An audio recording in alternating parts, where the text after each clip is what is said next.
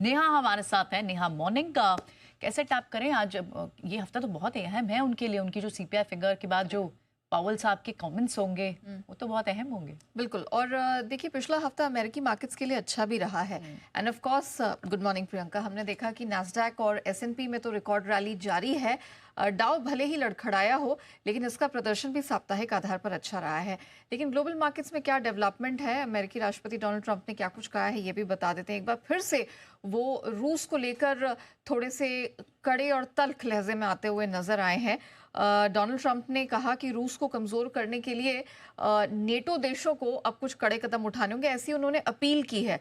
साथ ही उन्होंने कहा कि कड़े सैंक्शंस लगाने की जरूरत है और जो जितने भी तमाम नेटो देश हैं उन्हें तेल की खरीदारी रूस से बंद करनी होगी। और उन्होंने कहा कि अगर ऐसा नेटो देश करते हैं तो उसके बाद अमेरिका भी फॉलो अप करेगा और वो भी कड़े सैंक्शंस लगाएगा और तेल खरीदना बंद करेगा।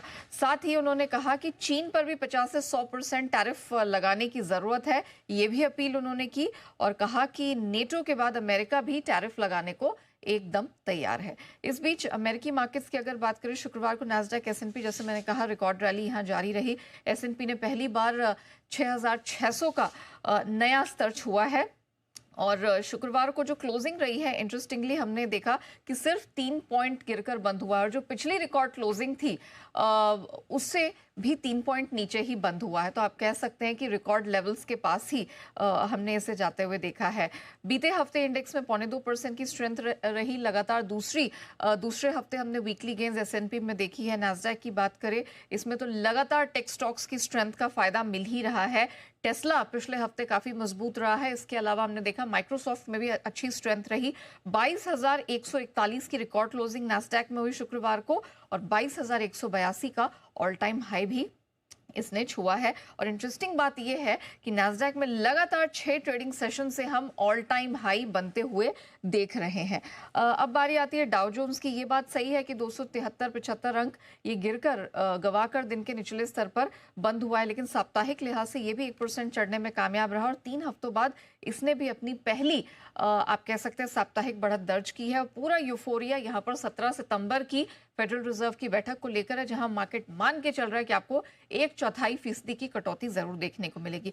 डॉलर इंडेक्स लार्जली सुस्त है, शुक्रवार को भी सपाट था और वीकली प्रदर्शन भी इसका सपाट सा ही रहा है। 10 साल की अमेरिकी बॉन्ड डील भले ही शुक्रवार को रिकवर होकर बंद हुई है, लेकिन है अभी भी 4% के पास मल्टी मंथ लोज के करीब ही ट्रेड कर रही है। शुक्रवार को सोना चढ़ने में कामयाब रहा। इसको हमने देखा है कि 3686 के करीब बंद हुआ है। इसका पिछले हफ्ते ही हमने ऑल टाइम हाई भी 3715 का बनते हुए देखा। साप्ताहिक आधार पर लगातार चौथी बढ़त रही। लेकिन चांदी ये $43 के स्तर को भी छू चुकी है शुक्रवार को, जो कि नया आप कह सकते हैं 14 साल की नई ऊंचाई है। और घरेलू बाजार में तो ऑलरेडी हमने देखा 1,29,400 के करीब रिकॉर्ड हाई बना है। मेटल्स पे नजर रखिएगा, कॉपर, एल्यूमिनियम, जिंक 6 महीने की ऊंचाई पर है और कॉफी एक बार फिर से उबलती नजर आ रही है 4.5 से 5 महीने के ऊपरी स्तर पर। चलिए, तो